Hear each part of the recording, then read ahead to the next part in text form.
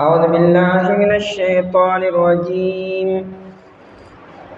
بسم الله الرحمن الرحيم. وإن امرأة خافت من بعلها نشوزا أو إعراضا فلا جناح عليهما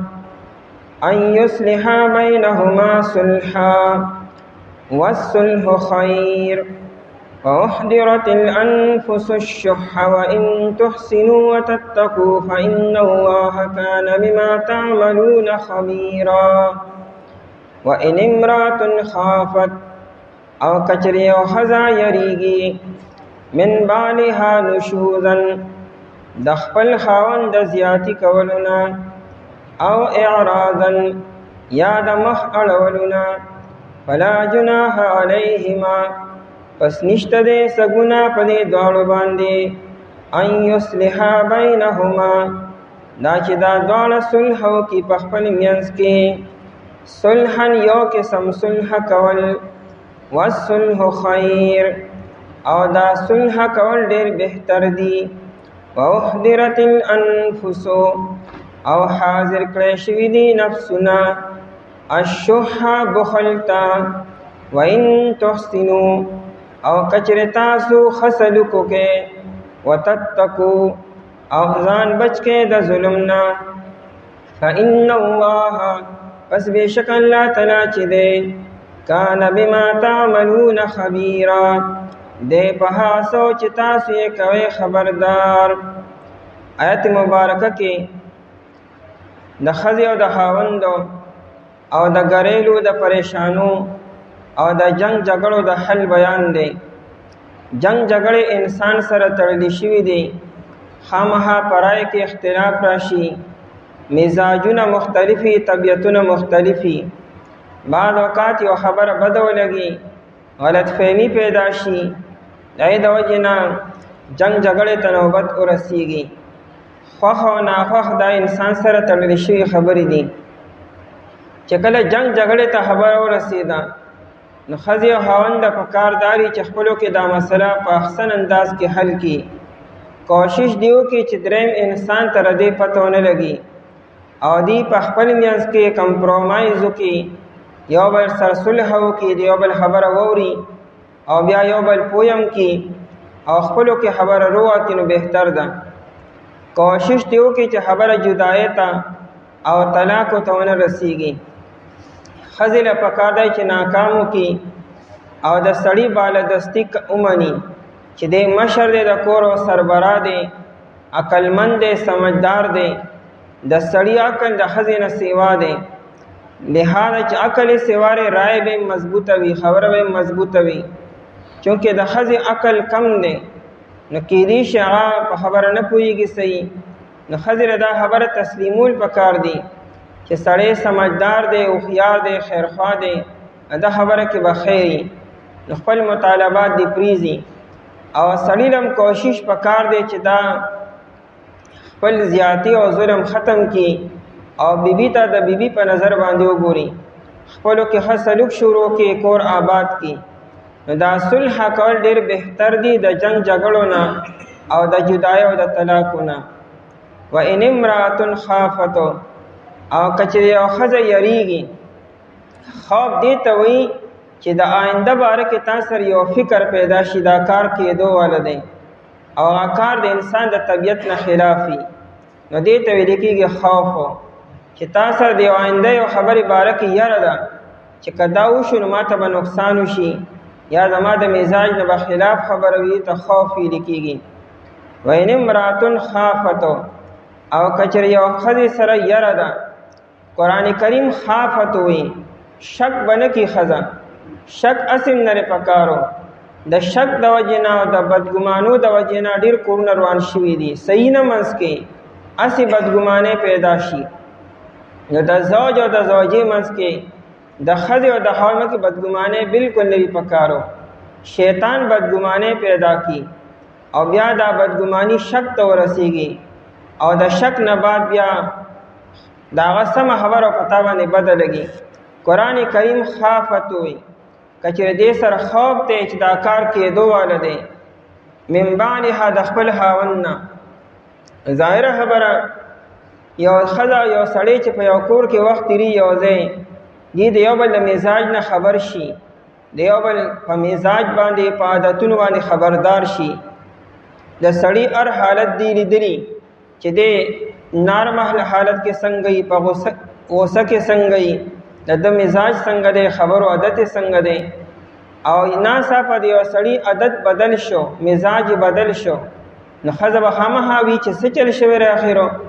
دا یې څه مسله خو راغلی نه ده چې ګنې سړی بیمار دی یا بل ټینشن دی پې. چې کله ښځې دا خبره محسوس کړله چې دا سړی بس ما جدا کی، د رغبت ما ته کم شوی دی، میلان یې کم شوی دی، توجه یې کمه شوې ده،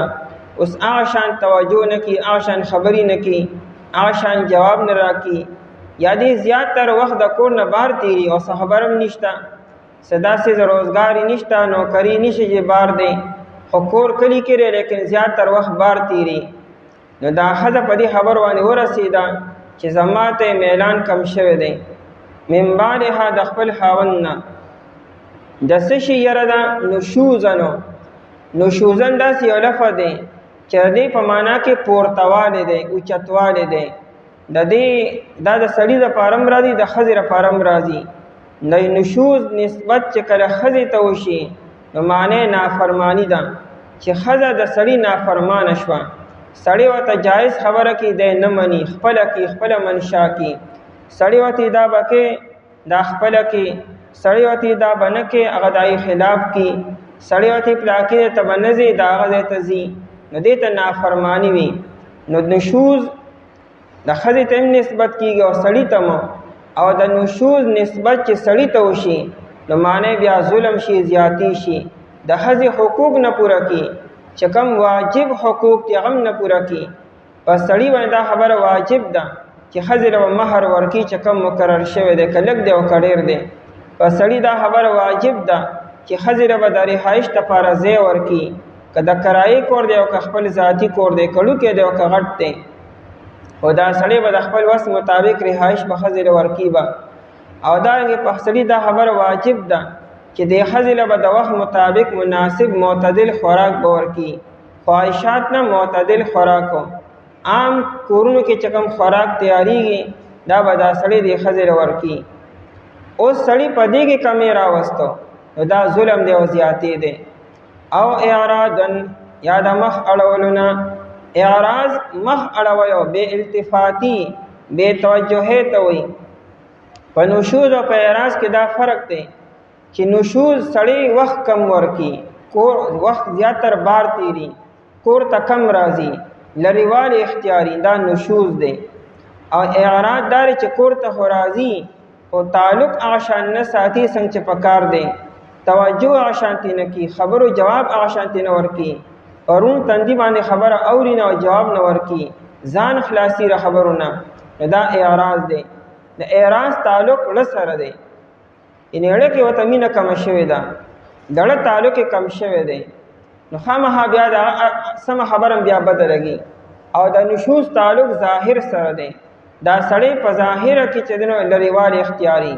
او اعراض دړه نه چې کوم دنو نفرت پیدا شوی دی او د زړه کې وته مینه او محبت او تعلق نشته. فلا جناح علیهما، پس نشته یې څه ګناه په دې دواړو باندې. ګناه ته وایي ګناه نشته. څه مطلب؟ که دا ښځه پوه شوه چې دا سړی ما ته رغبت او توجه نشته، راشه به خپل حقوق پرېږدمه، مهر به ورته معاف کړمه یا به ورته کم کړمه یا به د خپل نانو نفقه پرېږدمه. که چېرې دا ښځه دې سړي ته ووایي چې بس تا ته ما مهر معاف کو، خو ما ته توجه کوه او ما له ټایم راکوه او ما ته کم از کم د بیبي په نظر باندې ګوره، نو آیا د مهر دا معاف کول دا رشوت دی؟ نو دا رشوت نه دی، دې کې ګناه نشته، د ښځې لپاره مو د سړي دپاره مو. که سړی وي چې بس ټیک تا چې ما ته مهر معاف کو، زه به دې بدله کې تا ته توجه اوس کوم، نو دا مهر دې سړي ته معاف کېدل دا په ښځه پې هم نه ګناهګارو، سړی پې هم نه ګناهګارو، دا دې خپلو منځ کې مصالحت دی، کمپرومایز دی، ټیک ته سړي لپاره دا جایز دی. فلا جناح علیهما، نشته څه ګناه په دې دواړو باندې، ان یصلحا دا چې دواړه صلح وکي روغ وکي بینهما په خپل منځ کې صلحن یو قسم صلح کولو صلحن مفعول مطلق او نکره ده یعنی دواړه د خپلو کې په خپل داسې سوچو کې چې دا کور به څنګه سمیږي څنګه به رغیږي دا نفرت به څنګه ختمیږي د سړي میلان او توجه به څنګه پیدا کیږي به د هغې لپاره د ښځه بیا چې کومه طریقه م اختیاري ناجایزه لاره به نه اختیاري غلطه لاره به نه اختیاري او جایز د شریعت کې دننه صلح کولی شي خپل حقوق معاف کولی شي مطالبات پرېښودی شي خو ناجایزه صلح به نه کړي ځکه نبی علیه السلام فرمایي چې کل صلح جایز هر قسمه صلح جایز ده چې دواړه کې الا اذا احل حراما داسې صلح به نه کړي چې حرام سي ځان لپاره حلال کړي یا چې حرم حلالا یا یو حلال سیز په ځان باندې حرام کړي داسې به صلح نه کړي او دا خبره صرف د ښځې او د خاوند منځ کې نه ده هره صلح کې دا مسله ده چې کله د فریقینو منځ کې صلح کېږي نو جایز صلح کولی شي لیکن داسې صلح به نه کوي چې پای سر یو حرام سیز حلال شي یا یو حلال سیز حرام شي دا به نه جرګې والا کې او نه به فریقین د دې مطالبه کې دا سره ولې حرامه ده ولې وجه دا ده چې دا جایز نه ده صلح کولو ټیک ته دواړو منځ کې جنگ جګړه شوې ده نقصان شوی دی د نقصان تلافي وکړي د مال په ذریعې سره چې څومره نقصان شوی دی لیکن دا کم ځای کې دي چې په صلح کې به سوره ورکوي نو دا یو غلط رواج و پښتنو کې شروع شوی و ځکه دا حرام دی کې تاسو یو حرام سیز حلالوي گویا کې دا سوره ورکول غني جایز دي حالانکه دا حرام دي یو آزاد انسان چې دی زنانه یو آزاد انسان دی دا چې یو سړی یو کور ته لیږي نو د نکاح په حیثیت سره به لیږي دا خو د څه په عوض کې خو به نه او دا څه خرڅول خو نه دي دا څه په بدله کې خو نه ده باقاعده عقد نکاح به کېږي باقاعده رضامندي به وي باقاعده چې دواړه کورنۍ په دې باندې خوشحاله وي نو هلغې به دا نکاح کېږي هلته کې د نکاح کم دی کې خبره ده هلته کې رضامندي کم ده هلته خو جنۍ په دې خبره خوشحاله او راضي نه ده دې هم د مجبورۍ نه ورکړي ځکه دا حرام ده چې دې کې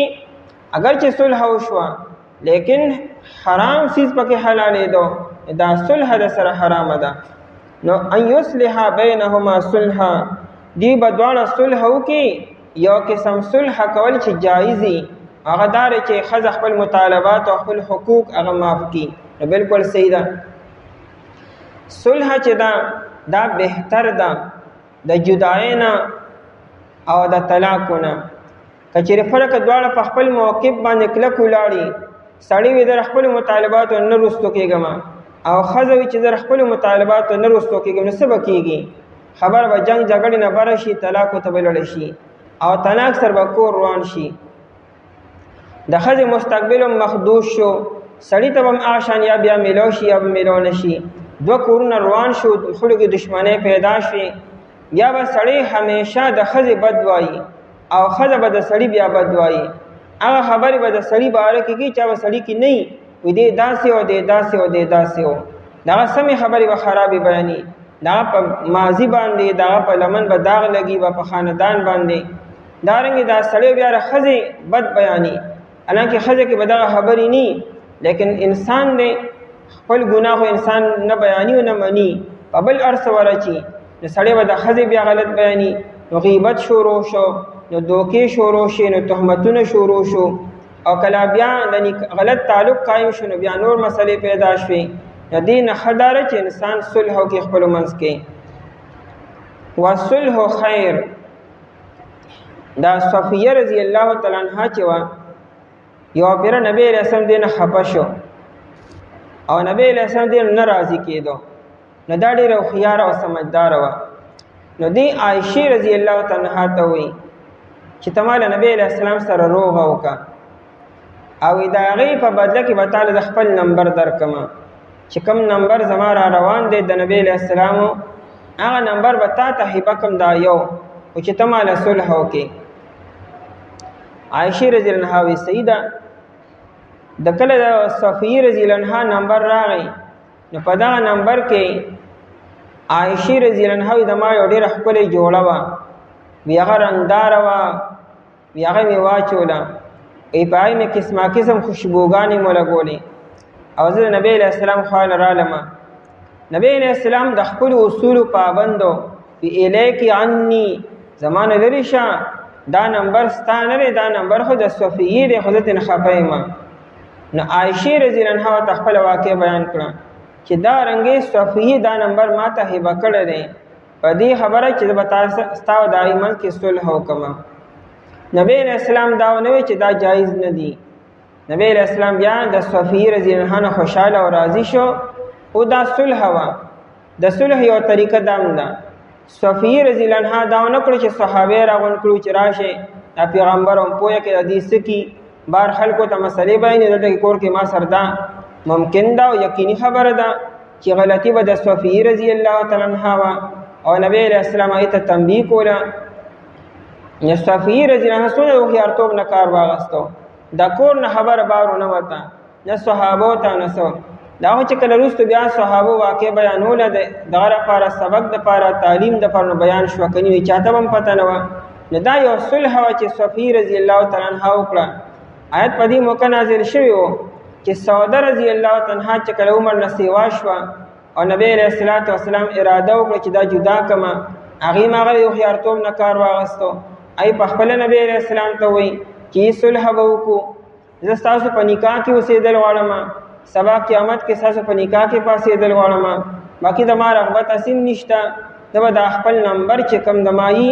دا ز عائشه رضی الله تعالی عنها ته بهما نو دا بهدي شي و دې کې مسله بیا دارا چې کم حقوق د مخکې نه واجب شوي دي نه آیا حد خپل خاوند ته معاف کولی شي او بخلی شي لکه مہر شو لکه نفقه شو لیکن کم حقوق چې آینده کې په سړي باندې واجبېږي نه دا خزه وقتی طور معاف کولی شي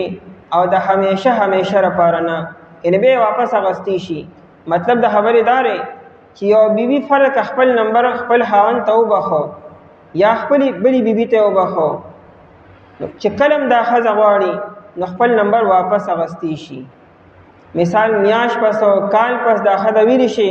چې ما دا خپل نمبر ته بخلو ازه واپس غواړم نو واپس اغستی شي نو سعودی رضی الله عنها چونکه بیا نه وختلو نه خپل نمبر عائشه رضی الله تعالی عنها ته وبخلې مرض الوفات کې نبی علیہ السلام چې کله بیمار شو 15 ورځې نبی علیہ السلام بیماری تیر کړې ده او نبی علیہ السلام به روزانه تپوس کو نن به زکم زیما نن به زکم زیما نن به چانم د چا په کور کې به ما مقصد د نبی علیہ السلام دا چې د عائشه کور ته کله رسمه نمبر به کله راځي او د نبی علیہ السلام منشا دا وا چې زما د بیماری د ایام او مسائلم عائشه رضی الله عنها وګوري او ویني او بار بار ویني او د شی یاد شي وته او بیا امت ته منتقل کی بیبیانی په شډیر خو خيار وي چې د نبی علیہ السلام چاہت او منشا دارا چې نبی علیہ السلام د عائشه رضی الله تعالی عنها په کور کې د ژوندۍ تیرول واړي دا ټول په شریک نبی علیہ السلام ته چیرېږي چې تاسو څنګه خوشاله او راضي موږ هغه شان خوشاله او راضي وو ټول په شریک نبی علیہ السلام ته چې قربان موږ خپل نمبر تاسو ته وبخلې تاسو د بیماری د ایام د عائشه رضی الله تعالی عنها په کور کې تیر کې هم دغه شان ته وشو نبی علیہ السلام د عائشه رضی الله عنها په کور کې عائشه وی چې د نبی علیہ السلام سر زما د سینې او ترخ په مینس کې او چې د نبی علیہ السلام روح چې دی نه عالم بالا ته منتقل شو نو عائشه رضی الله عنها د بیماری د ایامو چې کم یو خبره د یو من خبره د منځونو د سونو کم واقعات او کم ارشادات نبی علیہ السلام ویلي دي د شپې او د ورځې هغه ټول لفظ بلفظ امت ته منتقل کړي دي د نبی علیہ السلام د 15 ورځو چې څومره خبرې دي هغه ټول په کتابونو کې په حدیثو کې موجود دي ولی عائشه الله تعالی حافظه ور کړی و هغه ټول خبرې یاد کړې امت ته منتقل کړي یو لوی خیر امت ته ملو شو نو بیبیانو د صلح نبی علیہ السلام سره کړي د خپل منځ کې قرآن بالکل ټیک تا ان یصلح بینهما صلحا دا چې دا دوه خپل منځ کې صلح وکي ابو داود کې روایت ده دا لقیت ابن الصبیر رضی الله تعالی عنہ وی یمو یو وفد کې رالو نبی علیہ السلام ته د بان المنتفق نبی علیہ السلام کور نو مونږ عائشه رضی الله عنها ته پیغام ورکړ چې مانیو هغې موږ له څه خوراک او څښاک راولېږه موږ وخوړو دې کې نبی علیه السلام راغی د موږ نه یې تپوس وکړو څه مو خوړلي دي او که نه موږ یې او چې خوراک مراک هم کړی دی خیر بیا موږ نبی علیه السلام سره موږ یو چیلې حلال کو دې ما د نبی علیه السلام تپوس وکړو چېرې جي زما بیبي ده خو ان فی لسانها شیئا د دې ژبه ډېره تیزه ده ډېره ژبوره ده خبرو کې ډېره تیزه ده او تیزي کې ډېره زیاته ما داسې خپل شکایت بیان کو چې نبی علیہ السلام پوه دی اړه چولې دی وی بړه بس طلقها نو به طلاق ورکړه بېغمې که نو چې ستا قدر نه کړي ستا احترام نه کړي تا ته جواب کړي نو به ټیک ته بیا ورته طلاق ورکړه نو لقیت رضی الله عنه ورته ویل جي و ان لها صحبتا د ما جې سره وخت تېر شو او وخت مې ورسره ښه دی تعلق مې ورسره قایم شوی دی بل زما ته نه اولاد دی نو پرېښودی هم نه شمه نو نبی رسول چې ټیک ته چې کله داسې ده نو بیا عزها نصیحت ورته کوه بیا پوه یې که په خبرو باندې احکامات ورته بیان که د خاوند حقوق ورته بیان که که دې کې څه نه څه خیر پروت وي که نه نو توبه تایب به شي ناغلی نبی علیہ السلام ټیک ته صلح ورسره وکړه یعنې ساتۍ سره د ارسو خو دا د هغې عادت دی د بعض انسان عادت چې دغه اواز تیزي اما تعالی اسې جواب درکړي په تیز اواز سره به درکړي د بعض انسان عادت چې داخلي نه خبره سخته وځي بیا د انسان مزاج داري بس بیا برداشت کوه اوس هغه تعالی په تکلف سره خبره حکمولی نشي نه تا آسانولی شي به د هغې مزاج تا معلوم کو بیا برداشت کوه د خیر دی والصلح خیر او صلح کول ډیر بهتر دی د جدای نه د طلاق نه نو صلح کول ډیر بهتر دی او دا وصلح خیر دا عام دی په هر مسله کې په هر ځای کې صلح کول بهتر دی مالی مسائل دی نور مسائل دی پای کې خبره صلح سر کیږي نو کوي دا بهتر خبره ده د جدای نه او د نفرتونو نه او حضرت الانفس الشح او حاضر کړی شي د نفسونه الشح شهل ویل کېږي بخل ته شومتیا ته وي خو ډېر حد درجې شومتیا ته وي عام بخل ته نه ویل کېږي کم بخل چې د حد نه سیوا شي ای سره حرص پیدا شي ای ته ویل کېږي شح مطلب دا دی چې د انسان په دې نفس کې او په طبیعت کې الله تعالی دا شح اخود لري دا ازمایش ته انسان سره کنه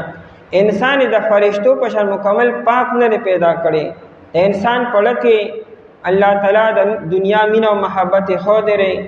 رغبت او میلان خود لري دارنګي شح او حرص الله تعالی خود لري انسان په تکلف سره دا خبرې کنټرول کی او قابو کی با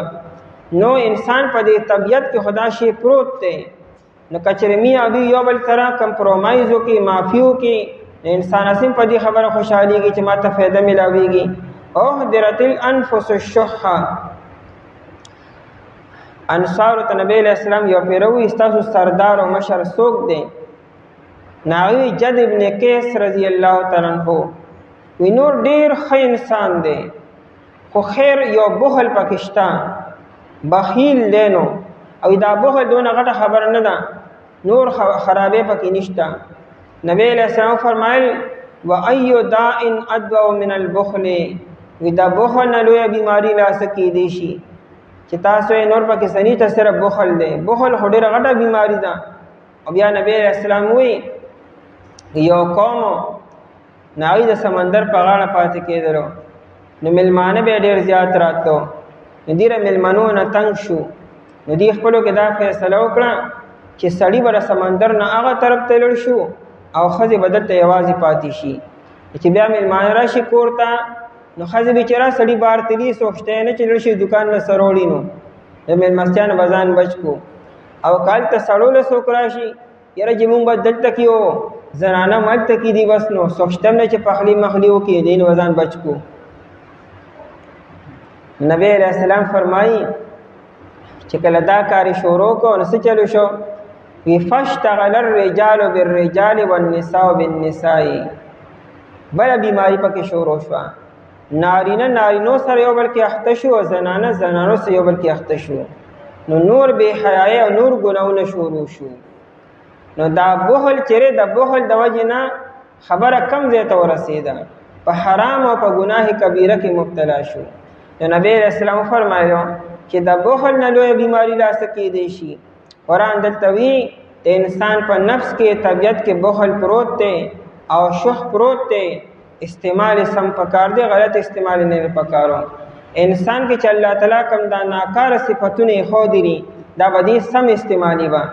انسان کې د مال د لګولو د دنیا د پاره او د خپل ځان د پاره جذبه شته کنه، نو دا جذبه په دین کې استعمال کا.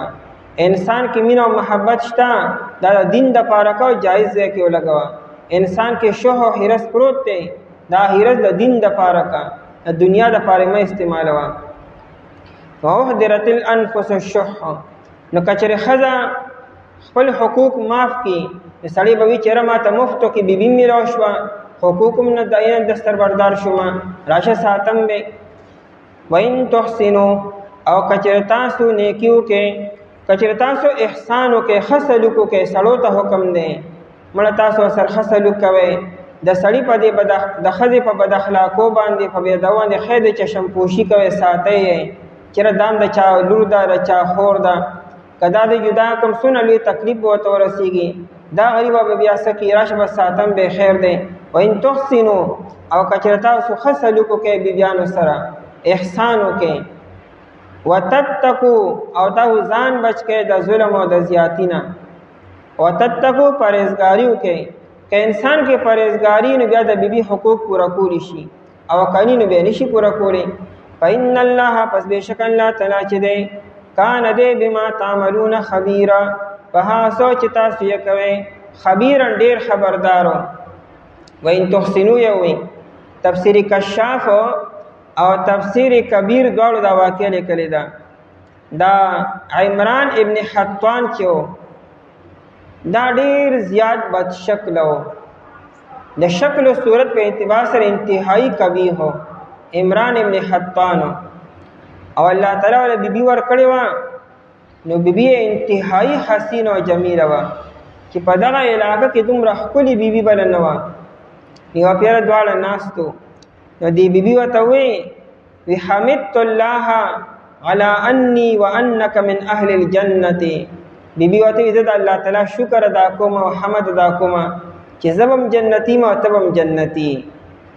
نا عمران ابن حطاتی ولی وی زکا وی لانک رزقت مثلی، وی تا الله تعالی زما وانت کې حسین او جمیله بیبي در کړی دا. نو فشکرتا، تو په دې الله تعالی شکر ادا کوي چې الله زسیما او داماته سملو شوی دي. نو ته په الله تعالی شکر ادا کوي او د الله تعالی په شکر سره انسان ته جنت ملاويږي. او ما تستاون ته کې الله تعالی را کړی دی. ورزقت مثلک، نو چې زه تا ته ګورم خپل ځان ته ګورم، نو زه بس په صبر ته صبر کوم چې الله بس تا ته وداسې منظوره ونو، زه بس خیر دی چې څه شوي دي بس شوي دي، زه په دې خبره صبر کوم. او یا الله تعالی چې دی وقد وعد الله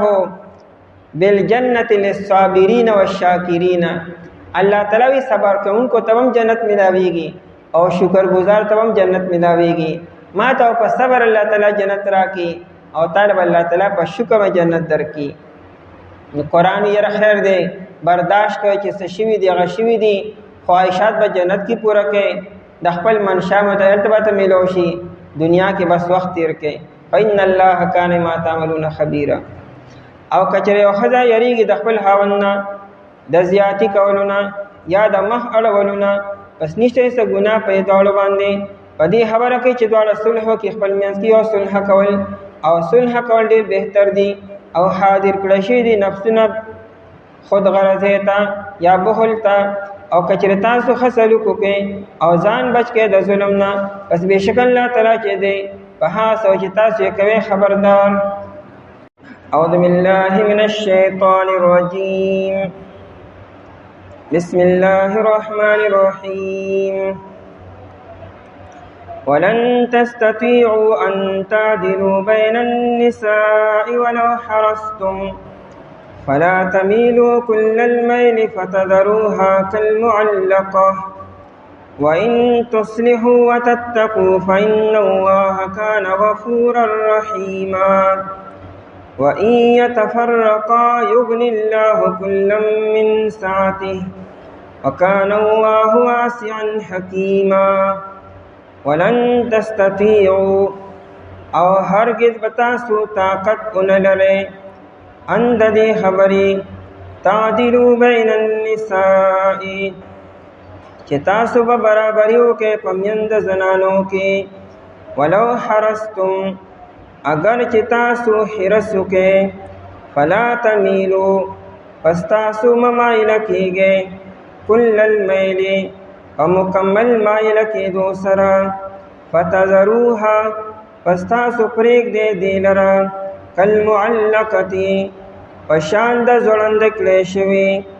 وان تصلحوا او کچر تاسو اصلاح وکئ وتتقوا او یریږئ د الله تعالی نه فان الله پس بېشک الله تعالی چې دی کان غفورا رحیما دی ډېر بخښونکی مهربانه وان یتفرقا او کچر دا دواړه جدا شو یغنی الله بے پروا بکی اللہ تعالی کلن ہر یو لرا من ساعته دفراخ اخپلنا وکان اللہ او دی اللہ تعالی واسعا حکیما دیر وسعت والا حکمت والا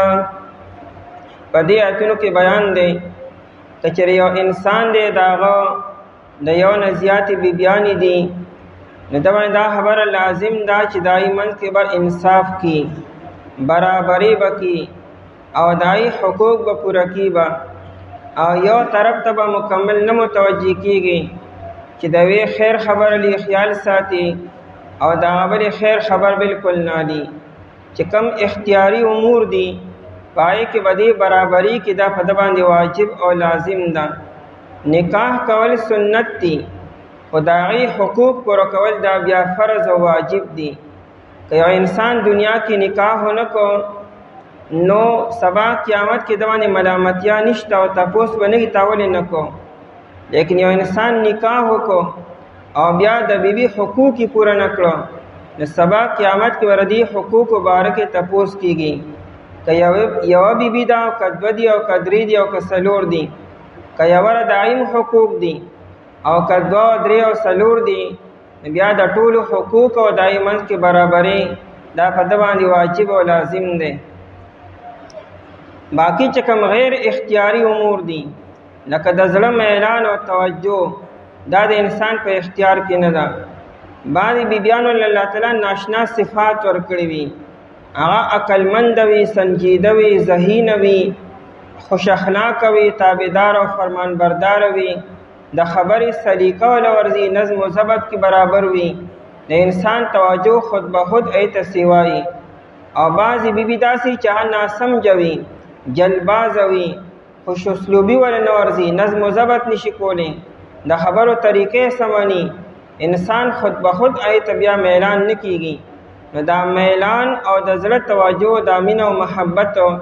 دا د انسان په اختیار کې نه دی خو چې کم اختیاري امور دي چې مثال ټیم ورکولو او هغې له وخت ورکولو دای حقوق پوره کولو انانو نفقه جوړه جامې برابرولو دا خو د انسان په اختیار کې دي نو قرآن کریمي چې په غیر اختیاري امورو کې الله تعالی تاسو نه رانیسي خو چې کم اختیاري امور دي چې تاسو یې کولی شئ بیا هم نه کوئ او پای کې ظلم او زیاتي وکئ نو د دې به ستاسو نه باقی تپوس کېږي د نبی علیہ الصلوۃ والسلام په یو ټیم کې لس بیبیانې وې دوه خو د نبی علیہ السلام بیا وفات شو نه پاتې شوې نبی علیہ السلام د نهو بیبیانو منځ کې برابرۍ کړې دی انصاف یې کړی دی د نبی علیہ السلام نه یو بیبي خفه نه راتلې نبی علیہ السلام د وفات نه پسو انسان چې وفات شي بیا خو بیبیانې ازادي شي بیا خو هر څه وایي ولیکن په حدیثو کې په روایتو کې یو روایت هم داسې نشته د ضعیف نه ضعیف روایت هم داسې نشته چې یو بیبي د نبی علیہ السلام شکایت کړې وي نبی علیہ السلام به مکمل انصاف کو برابری بکو او نبی علیہ السلام به دا دعا کوله اللهم هذا قسمی فيما املکو اے الله چې د کمې خبرې زه اختیار لرم آی که خو تقسیم کوم برابرۍ کوم فلا تلمنی فيما تملك ولا املك او الله چې د کومې خبرې زه اختیار نه لرم یعنې د زړه میلانو ځکه دا ټولو ته معلومه وه چې د نبی علیه الصلاة والسلام د زړه میلان عایشې رضی الله تعالی عنها ته سیوا و دا بیبیانو ته هم پته وه صحابو ته هم پته وه نبی علیه السلام ته په خپل هم دا احساس و چې زما قلبي میلان عایشې ته سیوا دی لیکن د نورو بیبیانو د حقوق باقاعده برابر کړي دي خرچه به نبی علیه السلام د 1 کال ورکوله 80 سوا کجوري به نبی علیه السلام د کال بیبي له ورکولې او د 20 سوا بدله کې به ودیا جوړه جامې یا نور څه نقد پیسې به ورکولې 100 سوا یو سوا کې 3.5 سیره وي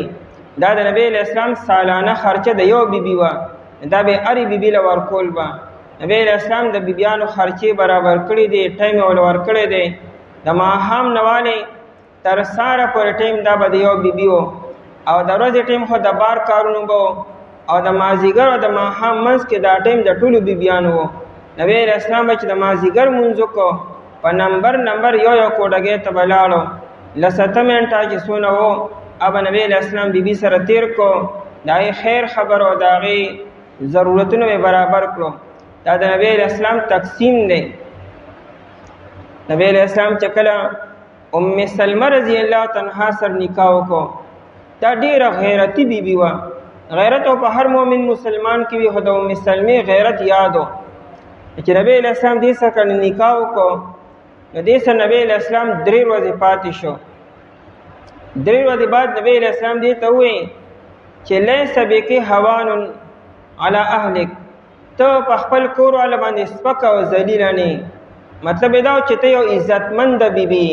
او زما په نظر کې عزتمند دی تا ته په سپک نظر نه ګورم ته څه اوبه نه راوړې خو دا راکړه چې زه تا سره ور ورځې ایثار شوم نو بیا به ګورې هرې بیبي سره ور ورځې تېروم نو بیا به ستا نمبر راځي او که ته چې نه نو 3 ورځې ستا حق او میلمستیا وه د دې نه بعد بیا ټولې بیبیانې تاسو یو برابر یې بیا چې کوم نمبر د هرې بیبي چې یو ورځ او یو شپه ده هغه هرې بیبي سره تېروم ستا به هم دغه شانتې وي اوس تا خوښه ده که ته وایې چې زه ور ورځې تا سره ایثار شم بیا به ګورې د هرې بیبي حق ور ورځې وي او که ته نه چې زما میلمستیان دغه 3 ورځې وشوه دا کافي ده باقي زه او نورې بیبیان یو برابر یو بیا ستا خوښه ده ام سلمه رضی الله عنها وایي نه بس دا میلمستیا کافي وه د نور ټولو سره یو شان برابر یم نبی علیه الصلاة والسلام به د بیبیانو منځ کې برابرې کو سفر له به چې نبی علیه السلام تو حالانکه په نبی علیه السلام باندې د بیبیانو منځ کې عدل واجب نو قرآن کریم صراحتاً بیان کړی دی سورہ احزاب کې چې تا باندې هېڅ قسمه پابندي نشته که ته یو بیبي له ټایم ورکوې نو هم ټیک ده که نه ورکوې نو هم ټیک ده ترجي من تشاء منهن وتؤوي الیک من تشاء ستا خوښه ده که یو بیبي له ټایم ورکوې که نه ورکوې که رستو کوې که مخکې کوې د بیبیانو دا حق نه دی چې ستا نه مطالبه وکړي عامو انسانانو باندې دا خبره واجب ده لیکن د هغې باوجود نبی علیه الصلاة والسلام به د بیبیانو منځ کې برابرې کو چې سفر باندې به تو خسڼې به واچو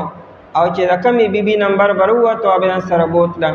دا د نبی علیه السلام انصاف ته امت ته ورکړی دی ټیک ته د یو انسان دا خواهش او شوق د هر انسانو چې دویم نکاح وکړم دریم وکړم څلورم وکړم دویم نکاح او دریم نکاح ټیک ته سنت دی قرآن هم وایي 2 سره وکړې 3 سره 4 سره لیکن دا چې ګوره عدل واجب دی او فرض دی که عدل کولی شي نو هغې بیا وکړې دا نه چې په یو کور کې لکه چرګانو به راغونډوئ هرې له ځان له کور ورکول او ځان له وخت ورکولو ځان له توجه او ټایم ورکول که دا کولی شي نو بیا وکړې که نه نو په یو باندې اکتفا وکړې او که د یوې طاقت دیم نه نو بیا یو مه کوه چې حقوق یې نشي پوره کولی څنګه ته نکاح کوې بیا ولن تستطیعوا قرآن د لن سره شروع کړه نفي وکړه یعنې تاسو هرگز طاقت نه لرئ ولن تستطیعوا د دې خبرې به تاسو طاقت چرې مو نه لرئ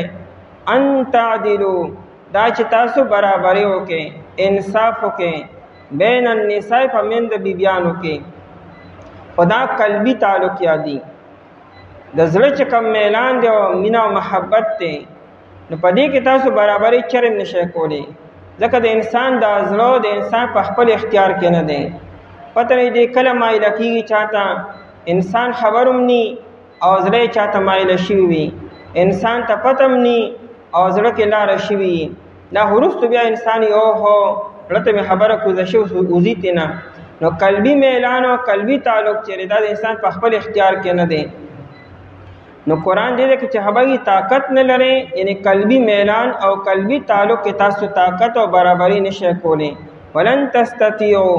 او هرگز تاسو طاقت نه لري ان تعدلوا دا چې تاسو برابرۍ وکې انصاف وکې بین النساء فمن د زنانو کې بیبيانو کې خدا قلبي تعلق او مینا او محبت یادي او داغي ظاهري اسباب او وجوهات یو بیبي دا هغه خوش اخلاق دا خوش اسلوبي دا نظم و ضبط دی پکې آی کې دا صفات دي چې دای د انسان میلان ایت سیوا وي بعد بیبي دا چا ساده وي او دا شانتینی چالاک بنی ذہین بنی انسان طبيعت نه غواړي بیا نو قلبي میلان د انسان په خپل اختیار کې نه دی لیکن چې کوم ظاهري خبرې دي اختیاري خبرې پای کو به هم برابرې کوي حضرت تانوی رحمه الله دیم نکاح کو د مریدان وته چې حضرت تاسو کو د دیم نکاح دروازه کولو کړه انوس به ارسوک دیم نکاح کې د مریدان به ګوري چې موږ پیر سیبو کنوم دیم نکاح کو عام طور شاګردان او مریدان خپل پیر او استاد ته ګوري آشان جامع آشان پیزار آشان ناس ته آشان خبریم کی په دې کې هم جاری او دیم نکاح کې تانی سے وای چې ما د دیم نکاح دروازه بند کړه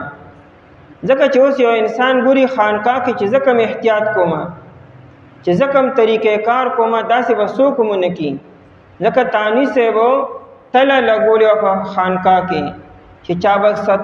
تحفه هدیه وروړه اوبه د خلکو منځ کې په تل باندې وتلو دوی سی وکړي او یو حصہ به بڑی پیرانی صاحب او بل حصہ چوٹی پیرانی صاحب ایت به ولېګل با یو مرید دوی دوانی وروړي وجه دا بالکل یو برابر دی یو قیمت والا دی او ما په دې نیت چې تاسو کې برابرۍ کوي نو ما یو وزن والا او یو دکاندار نه د یو باغ دوی دوانی وروړي چې یو د یو شی بل د بل شي تانی سے وینا کې دې شي دا وخت گئی او دا بل پیکې بیا برابرۍ ونه شو نه هغه دواړه اندوانی په چاړه باندې په من مې نیمه کړې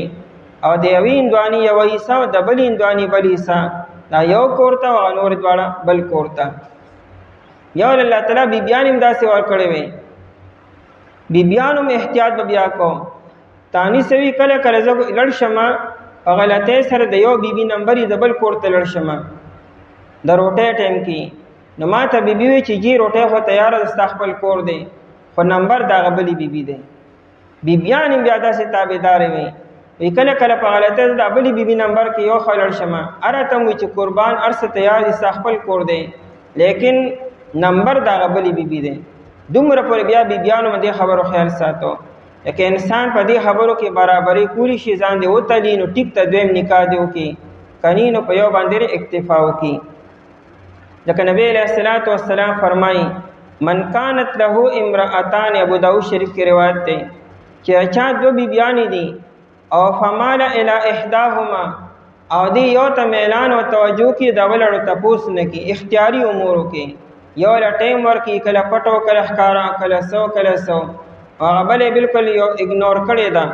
بالکل یو طرف تکړي دا نبی علیہ السلام فرمایي جاء یوم القیامت دا سړی و د قیامت پر ورځ راځي واحد شکه مائلن ادا سے حال کې چې دا یو طرف باندې به فالج وی دا نیم بدن میں مکمل مفلوجی د قیامت پر چې کم انسان د مفلوج ښکار شي چې یو طرف مفلوج دی فالج دی په پوه شدی انسان دوا یا درې بیان وي او د پکې یوې سره ظلم او زیاتی کړي دي په اختیاري امورو کې نبی علیہ الصلوۃ والسلام د دې خبر ډیر تاکید کړي چې نکاح کوي نو خیال وساته بیا ولو حرستم اگر چې تاسو حرس وکئ خدا غری قلبی خبر یادی غیر اختیاری خبر یادی فلا تمیلو پستا سمما الکیږي میلان یو طرف ته اوړېدو توي توجه کولو توي کل المیل مکمل متوجه کېدل سره فتذروها پستا سفریق دې دی لره ته یو طرف ته مکمل متوجه شي یو طرف ته مضاف شي هغه بل دې مکمل اګنور کړه دای نه خیر خبر لینه خرچول ورکې نه تپوس کې او هغه داسې شوا قرآن تشبیه ورکوي داسې ده لکه یو څه چې د اسمان او د ځمکې منځ کې ځوړند دي، نو نه بره دی او نه ښکته دی.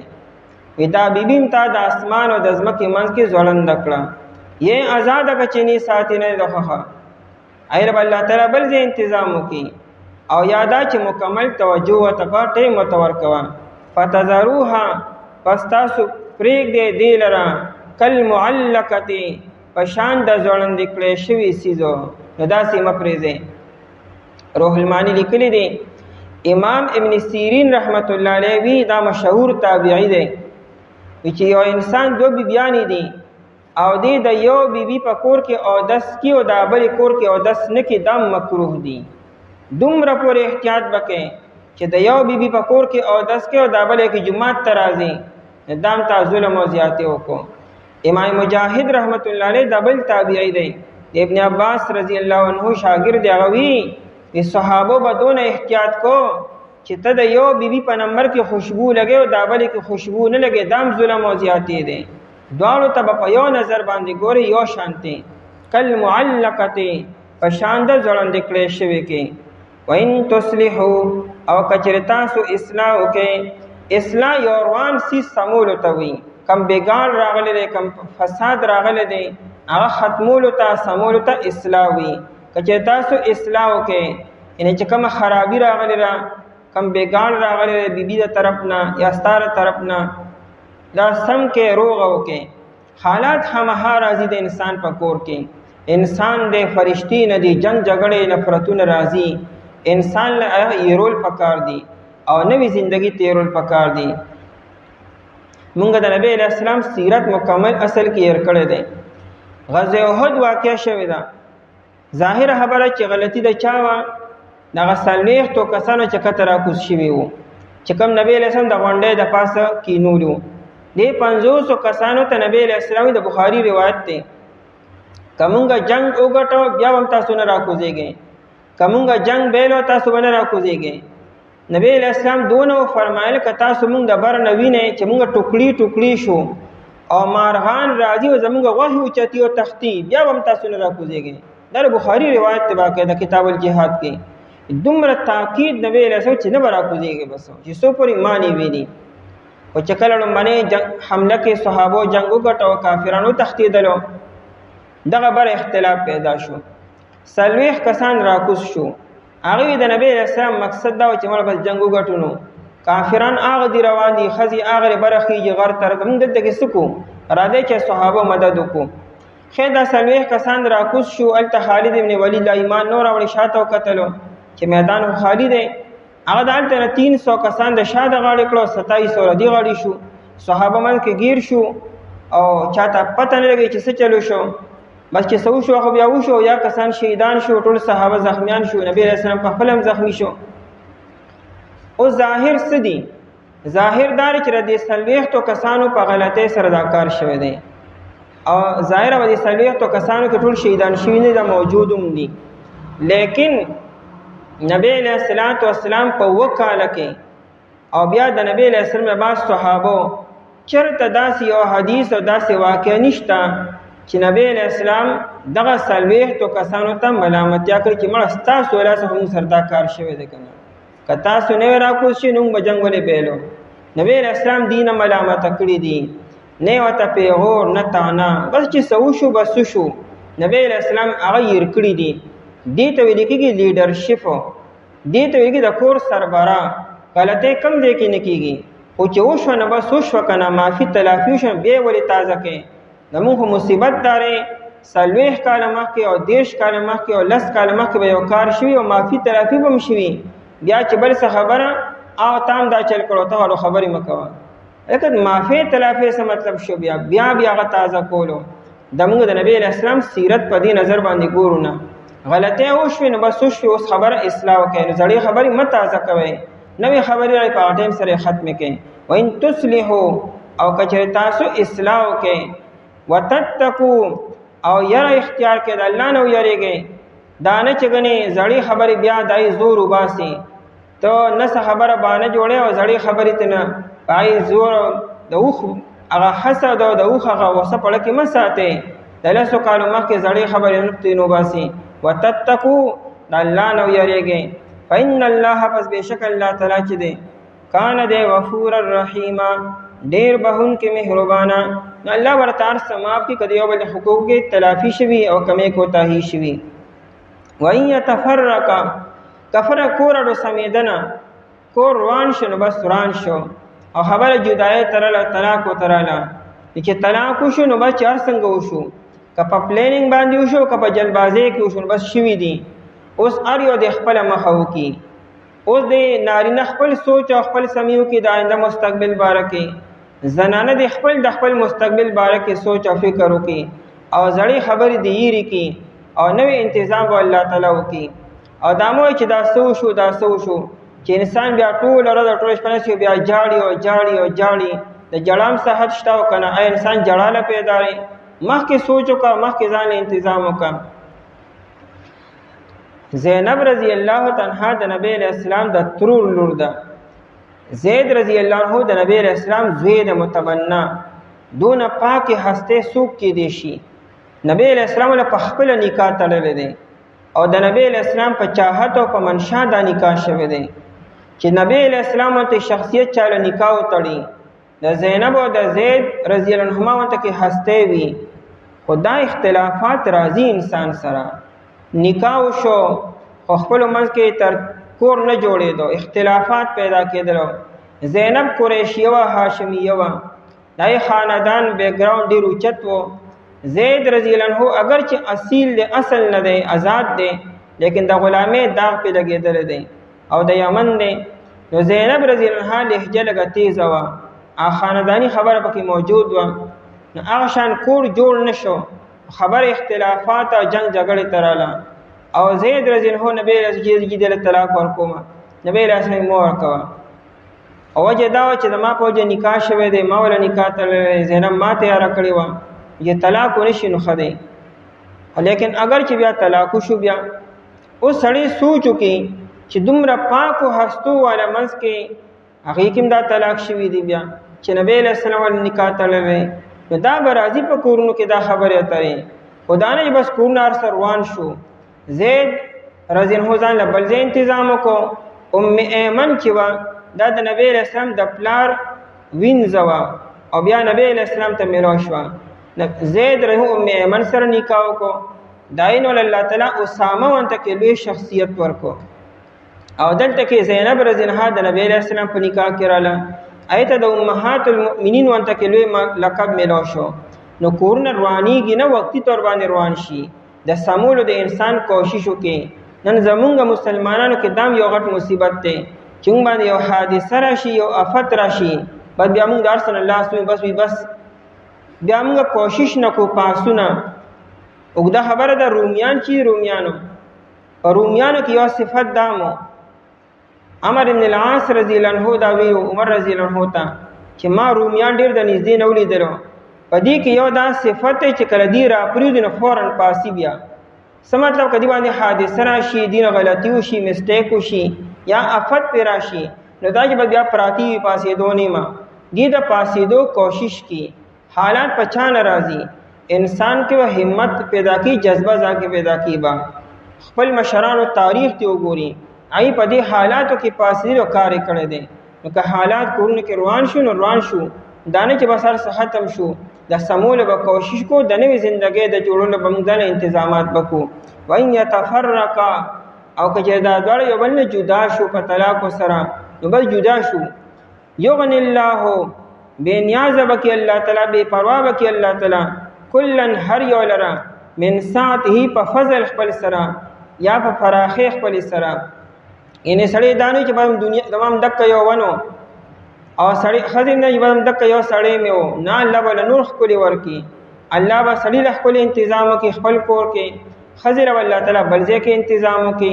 د خې تنظیم سوچ دي شروع کې او چې تعلق ختم شو نو بس ختم شو خدا را چې دواړه دی یو بل باندې پردا چی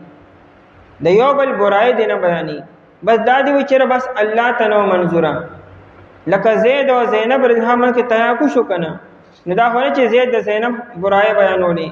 او زینب د زید برای نه بس خاموش شي بس زموږ خپل وخت تیر شو، الله تعالی منظوره بس قرآن شو، خبره ختم شوه. خو د یو بل برای بیانولو، د یو بل غیبتونه کولو،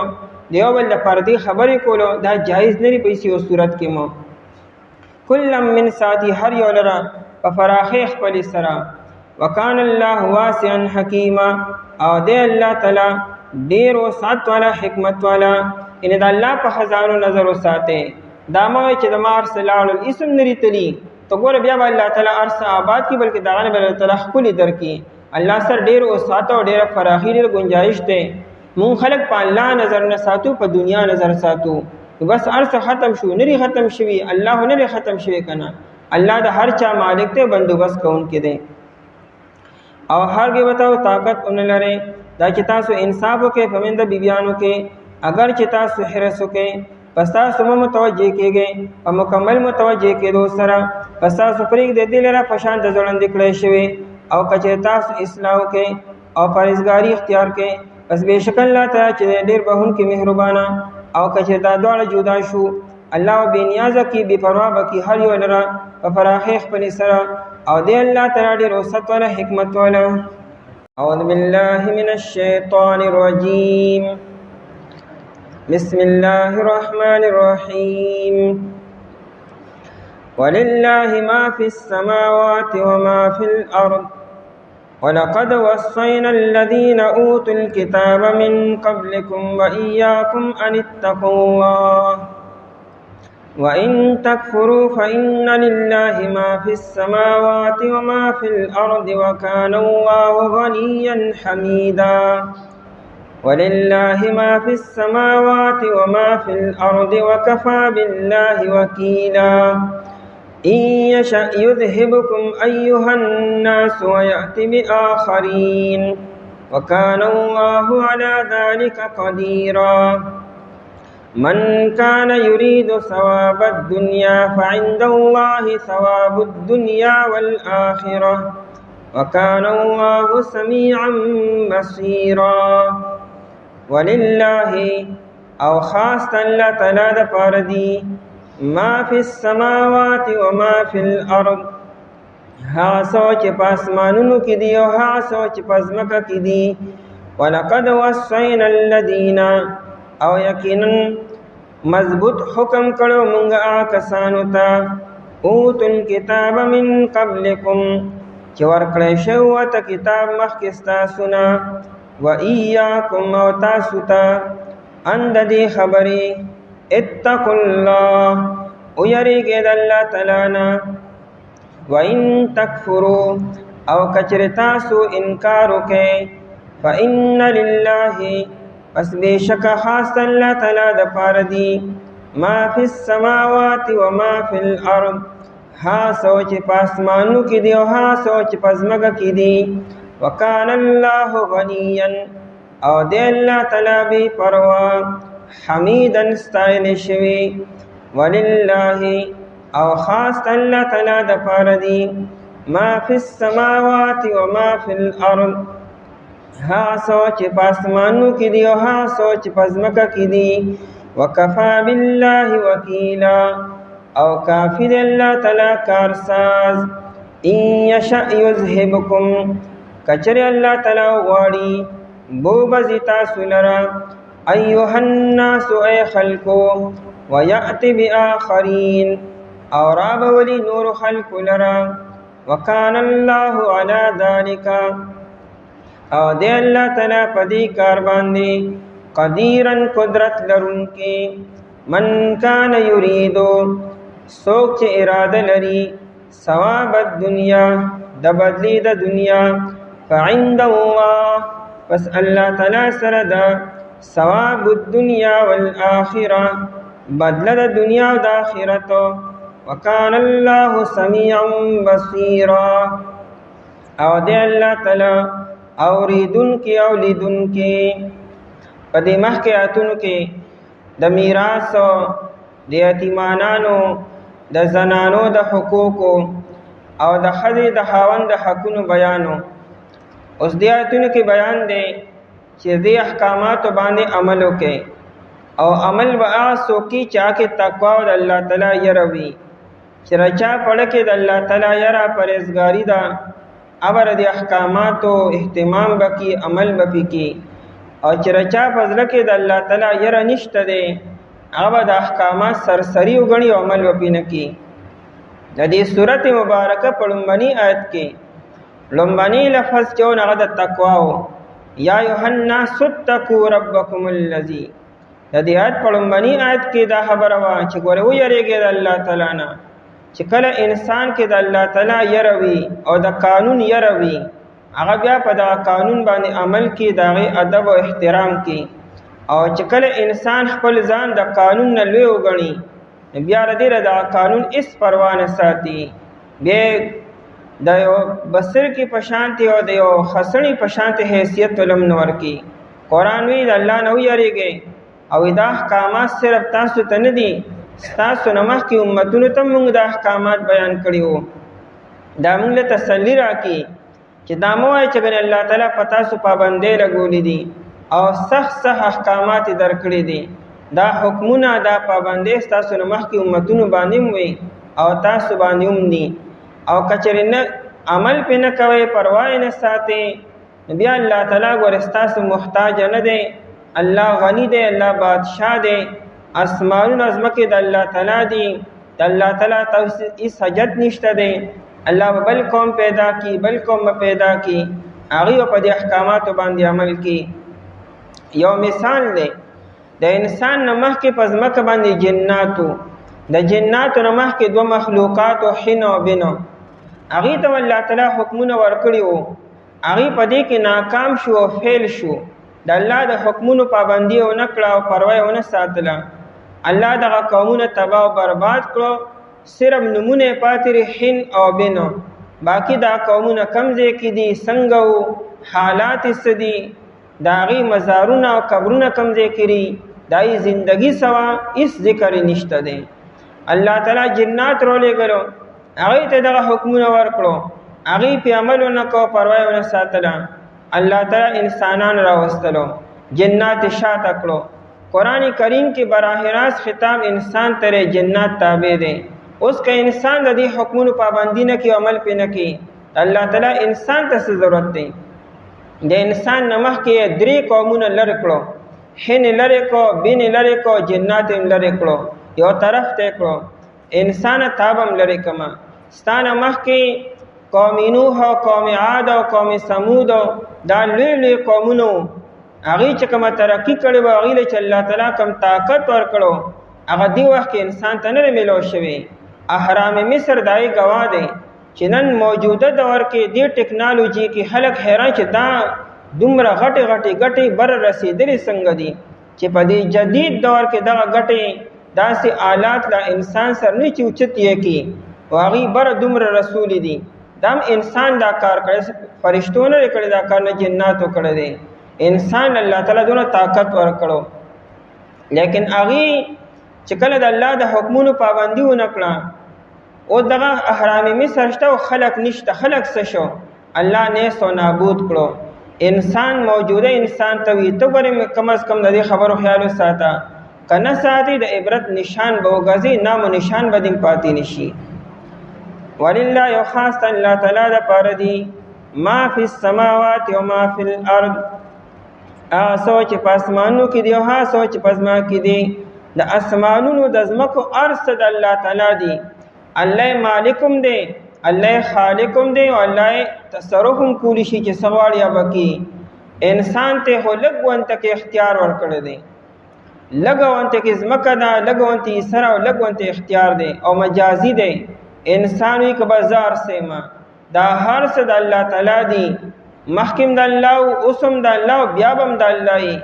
انسان تبته نزي ستانه مخکې بلا خلق لاړو استاد پلار کم خالړو استانی کم خالړو استا پرنی کم خالړو اغي په کملار لاړ په لار تمر پس رواني مخکې کې دا بیان شو وکدا خدای او د حال من کې جدائی رااله وی الله به سړیم بے پروا کی او خذبم الله تعالی بے پروا کی اشکال پیدا کې دوه داسې ووشي وی آو ارشد الله تعالی دی الله به سړی د خزینه بے نیازی کی الله به بل ځکه خپل د بیبي تنظیم وکي او الله تعالی به خزرم الله تعالی بل ځای کې مناسب تنظیم وکړي ځکه چې الله تعالی د هر څه مالک دی او داسې شویم دي بلا واقعات داسې شوي دي طلاقونه شوي دي فوتګي شوي ده کورونه وقتي طور باندې خراب شي بیا الله تعالی داسې آباد کی تباړوي نه د کور کې غم راغله دی هغه غمونه هغه پریشانی داسې یری شي سړی الله تعالی بل ځای کې خپل تنظیم وکړي خزل الله تعالی بل ځای کې خپل تنظیم وکړي یو کال پس ګورا تبا اډوي نه چې د کور کې غم شوی یا د کور کې دا پریشانی راغلی و الله تعالی حالات بدلی را بدلی ولله ما فی السماوات و ما فی الارض خاص الله تعالی د پر دی ها سوچ په اسمانو کې دی او ها سچ په مینس کې دی او سچ په دې ځمکه کې دی او سچ ردینه بار دی قران کریم کې د اسمانونو د ځمکو ذکر شوی دی دانه چې بادشاہي د الله تعالی صرف په اسمانونو په ځمکو باندې را د الله د بادشاہي هغه تصور نشتا د اسمانونو او ځمکې ذکر کی چې موږ ته صرف د دې علم دی د دین علاوه نور څونه عالمونه دي څومره کائنات دي او څومره مخلوقات دي دغه موږ ته سره علم نشته دی نو قران کریم موږ ته هغه خبرې بیانې چې کوم زمون په علم او زمون په سمج کې دي موږ ته اسمان ښکاری او مخامه غرونه او لاندې ځمکه او سمندرونه او دریابونه او ځنګلاتو نو قران موږ ته بیانې د دین علاوه د ځمکې د لاندې د اسمان د پاسه څومره مخلوقات دي دای موږ ته چونکه علم نشته دی ورنه الله تعالی د فراغم دي ولقد وصينا الذين او یقینا وصينا دا مضبوط حکم توی تاکیدی حکم تا د الله تعالی اسی خبر ډیره طاقتور او زور ور ده بیا چې الله تعالی حکم وکي آی کې نورم طاقت او پاور پیدا شي بیا چې الله تعالی مضبوط حکم وکي نو بیا پای کې انتهایی پاور پیدا شو انتهایی طاقت پیدا شو نو وصینا عام حکم تنوي مضبوط او تاکیدی حکم توي محکم حکم توي چې پای کې انسان تبل س آپشن ني اختیار ني چې حکم کو نه کما ککینم خدا کنه کینم خدا خبر نه کې به خامها په هر یو صورت کې نو وصینا مونږه حکم کړو مضبوط او تاکیدی الذين آکسانو تاوت الكتاب چې ورکړې شو ته کتابو چې مراد نه يهود او نصارا دي من قبلکم مخکستاسنا و ایاکم تاسو ته دا حکم صرف تاسو ته نه دی شوی تاسو نه مخکې قومونو تم شوی دی یعنی په دې کې تاسو ټول یو برابر یې ان اتقوا الله و ایاکم کې هر یو انسان ته خطاب دی صرف د نبی اسلام د زمانه انسانان نه قرآن چې چام را واغستو هغه ته ویاکم کې داخل دی مونږ هم قران کریم براه راست مخاطب کړي ویاکم او تاسو تمو کم انسان چې دا قران ولي هغه ویاکم کې داخل دی ان اتقوا الله دا چې ویریږي د الله تعالی نه د الله د یری د تقوا د حکم صرف دی امت نه دی محکنو امتونو تم دی اذا الله یربا هر انسان ځان کې راولي او چې د الله تعالی یره پړه کې موجود ده د الله حکم بم دی بیا ومني پروا به وساتي ادب به وکي احترام به وکي او کچره فد الله تعالی یره ني بیا بردیا احترام هم نکي دا ابن عمر رضی الله تعالی عنہ چو دیو چې عیدگاه ته تن پیدل بتو او خپیاب لخپی بتو پیزار به ناچو حالانکه عیدگاه چې وا دا د نبی له سم د جمعات نه بار وا امام مالک رحمت الله علیه موطا کې روایت را نقل کړی دی چې د نبی علیہ السلام په زمانه کې عیدگاه د نبی علیہ السلام د جمعات نه 1000 گز فاصله کې و تقریبا 1 کیلومتر به جوړیږي سره پاسه یې دومره فاصله کې عیدگاه و او دې تبع ابن عمر نه پیدل تو او خپیاب لخپیبه تو پیزار به ناچو حالانکه د اختر پر خلک خپل پیزار چی او خپل لباس چی د چا د ابن عمر رضی الله عنه تاسو کو چې پیدل هوځټیک تزا بهتر ده او د خپیاب لخپی ولې زی نګور هغه وی په دې ماته الله تعالی یادېږي ودا عیدگاه چیرې د اختر د ورځو ودا د الله تعالی د عظمت او د الله د پیجندلو یو نشانی ده چې موږ د الله تعالی ملمانه یو او هر هغه څه چې موږ الله پیجنو کنه د ادب او احترام پکار دی وزرن د دې روزي ادب کوم احترام کوم چې نن موږ د الله تعالی ملمانه یو او موږ الله نن یادو په دې روز باندې ایمان ادب د وجه نه پیزار نه چوم صحابه د دې خبرو ای ادب کو هغه احترام کو دلته الله تعالی فرض او واجب حکم بیانی چې په دې کاډو آپشن بل نشته دی او نن انسان هغه احکامات سرسری غني کورونه روانيږي سړی د خپل خځې حقونه واخی خځه د خپل خاوند حقونه واخی او یک پروام نشته دی چې دا مونږ سکو مونږه سونه سپک غنو د احکاماتو او قران سونه په زور او شور سره دی حکمونه بیانې چې کورونه روح کې یو بل حقوق ادا کې یو بل سره ظلم او زیاتی مکوي او مونږه پروام نه ساتو سړی د که سره سوکلو خزر که د خاوند ارنا فرمانی او کړه پروام نه ساتي ان اتقوا الله او یریږي د الله تعالی نه دا جمیله رضی الله تعالی عنها چوا دا په ثابت ابن قیس رضی الله تعالی عنہ باندې واده وا نو دارا لسار منځنه مخ کې او نبی اسلام ته په لار کې ولاړ و او نبی اسلام ته خبر وکړه چې زو ثابت یوځه وخت نشو تیرولې نبی اسلام منځنه پس بیا راشه چې مونږ شو داراله نبی اسلام ته چیرږي زه ثابت او سر وخت نشم تیرولې د ثابت ابن قیس هم ناستو نو ګور دې دا خبر وکړه چې جی دړکه د ما د احترام او قدر نشتا بدی د ما نه دی خو اوس کتا سو ما د سر دی رکای نو دیره بشم حق نشم دا کول یریګم دا الله یره می پړه کې موجود ده دړه د پاسه بسمینو کما چې په ظاهر کې جی جان کوم او دنه می پد کې د احترام او قدر پړه کې نشتا دومره د الله تعالی یره د بیوی پړه کې ده چې د الله نه یریګم منافقت او سرکول نشما چې په ظاهر کې یو شان او خاندم بو تړه کې موږ نفرتي وې د الله نه یریګم جنو بس ماته نو جدا کا دې ته وې لګي د الله تعالی یره چې انسان پړه کې وي ناغوي چې اسنه د آخرت نقصان نه کما دنیا حاسم داسره او بیا نبی علیہ السلام ثابت رضی الله ته وی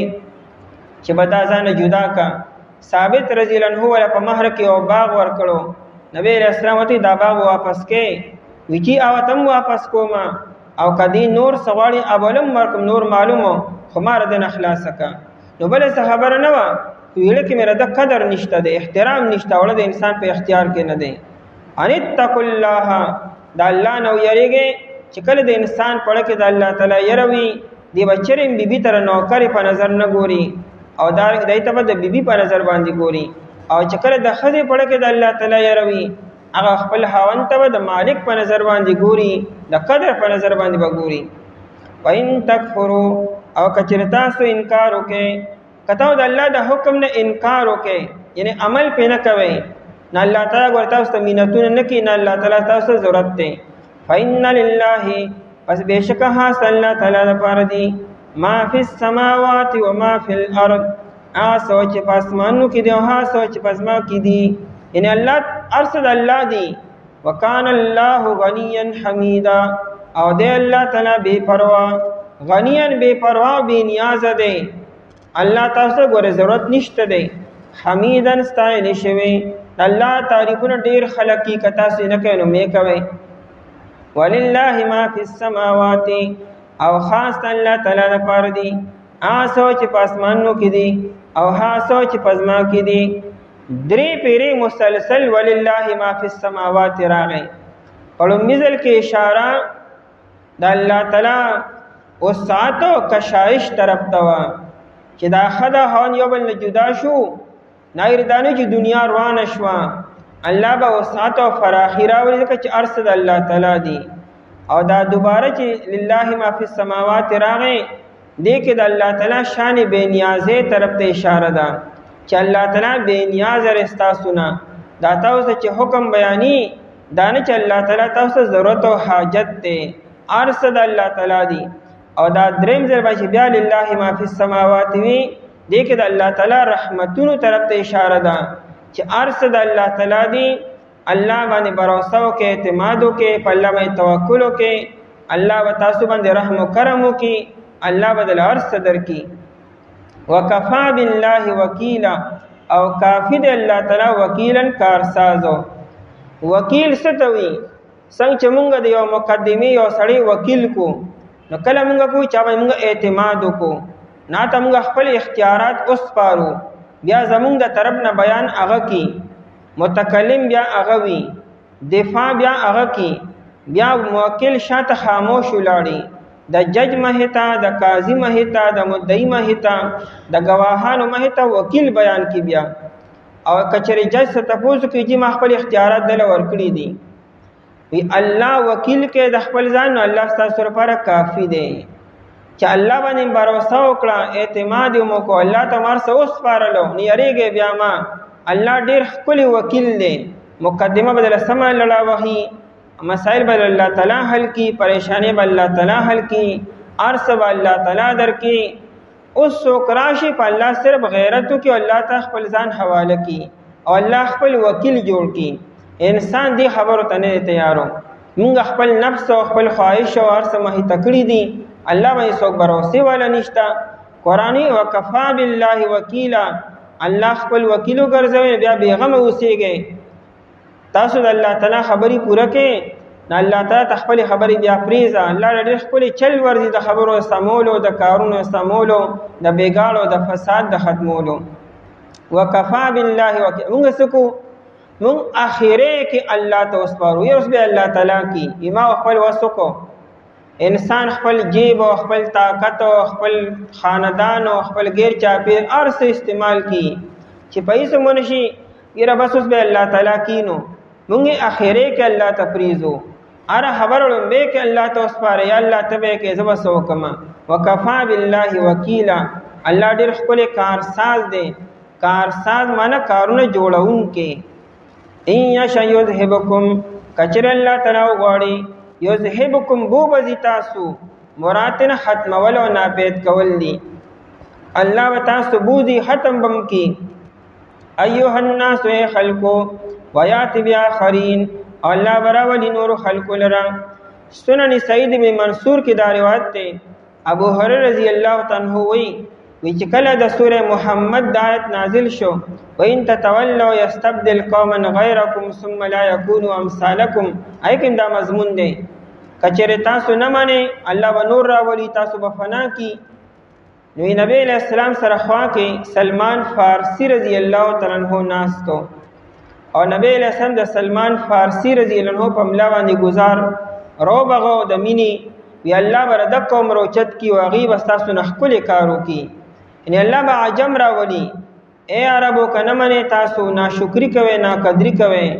الله تاسو محتاج نه. الله با عجمو کې پیدا کی واغي بداسي دین کارو کې داسې چې تاسو به حیران یې. او تاسو وګورئ بخاری شریف، مسلم شریف،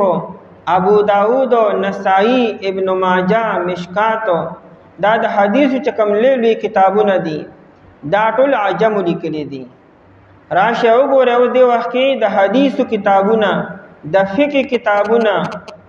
شرح چې څونه دي وګوره، د عربو د عجم وګوره. د عجم قدم اوچته په هر میدان کې اوچته. امام ابو حنیفه عمر لوی فقیه انسان بلنه پیدا شوی، دا د عجم عراق ته. لوی لوی خلق الله تعالی بیا په عجمو کې روچت کړو. لوی لوی حکومتونه عجمو کړی د اسلام. هغه چې کومنو ملک شام طرف ته افریقا چې کوم دی اندلسو 800 سال حکومت د عجمو دی. د مغلو 400 سال حکومت د عجمو کړی دی. دارنګه خلافت عثمانیه 600 سال عجمو کړی دی. الله تعالی په عجمو کې بیا خلق پیدا کړی دی. قرآنی نور براولم هغه بستاسو نخکل کارو کې ای عربو کچر نه مانه. نن د عربو د خدمتونو د قرآن او د حدیث وګوره او راشه د عجم وګوره. عجم ته نوچت او مخ کې تری دي. زنده مثال بس بخاری شریف ته. بخارا سمرقند او بخارا کې پیدا شوی دی، عربو کې نه دی. او هغه کار کړی چې خلک وته حیران دي. الله به نور راولي ویات بیا آخرین. د الله تعالی شان ډیر بے نیاز دی. الله څوک روچت کی کم دی کې روچتی، دا خو د الله تعالی شان دی. دا یو لوی تاریخ ته په دې خبر باندې بلا واقعات دي چې الله د کم ځای نه خلق روچت کړي دي او ای کم کارونه کړي دي. وکان الله علی ذلک قدیر، او دی الله تعالی په دې کار باندې قدرت لرونکي. الله په دې کار باندې قدرت لرونکي دی. ان الله دا کار کولی شي، اسی وادي نه کی او نه زبانی خبرې نه دي. الله په دې باندې قدرت لري، دا کار الله تعالی کولی شي. یو لویه فتاوا تاترخانیه، دا اوس تقریبا 125 جلد کې چاپ شوی ده. دا چې چا لیکلې ده دا زمانی بادشاه چې روانو، یو ماشوم چې نه په ځمکه باندې پروت چا غورځولی و، او د بادشاه ماشوم ته چې وکتلو، د ماشوم په تندي کې ورته علم ښکاره شو چې دا ماشوم ټیک ته چا غورځولی دی، غیر قانوني پیدا شوی دی، لیکن ماشوم دی. پیروچته کې او محل ته بوځي، هغه لوی کو تربیت ولو کو، هغه نه لوی جرنیل جوړ شو. هغه بیا دا فتاوا تاترخانیه ولیکله. نن د اسلام یو لوی خدمت چې 20 جلد د پاس یو لوی د فقه کتاب د بهترین هغه ماشوم لیکلی را چې هغه چې ته ماشوم چیرې مور د کشان غرزول چې پته نه څنګه پیدا شوی دی. الله تعالی کم دی کې انسان روچتی کم کارونه کی، دا خود الله تعالی شان دی. من کان یرید ثواب الدنیا، څوک چې اراده لري د بدلی د دنیا. انسانانو کې مجبه خلک شته، کمکل پکې مشته، په وړه خبره خوشحالیږي. انسان عمل کې مچ دنیا ماته ملو شي، د دنیا فائدې اثر کی. الله کې الله سره خو دنیا مشته، آخرت مشته. ته آخرت مقصود کا، دنیا برته خود مخود ملو شي. انسانانو کې سخلق کمکل لې اغیر دنیا د پاره ارسکی، او سخلق داسشته آخرت د پاره ارسکی. دنیا هو الله تعالی ارچاله ورکی، کای خوخي او کنا خوخي. آخرت د الله نه غواړي، دنیا به خود به خود ملو شي. من کان یریدو، څوک چې اراده لري ثواب الدنیا، د بدلی د دنیا، نو فعند الله، دا د انسان کا مکلتوب دی. ګوره الله سره ثواب الدنیا والآخره، بدله دنیا مشته او د آخرت مشته. تاو چې د حرم شریف ته لاړ شي، هلته کې حجر اسود سره او مقام ابراهیم سره او په حتیم کې دنه د خلکو رنگ دعاګانې به اوري. څوک اولاد د پاره انختی، خدای مال اولاد راکړي، مال اولاد راکړي.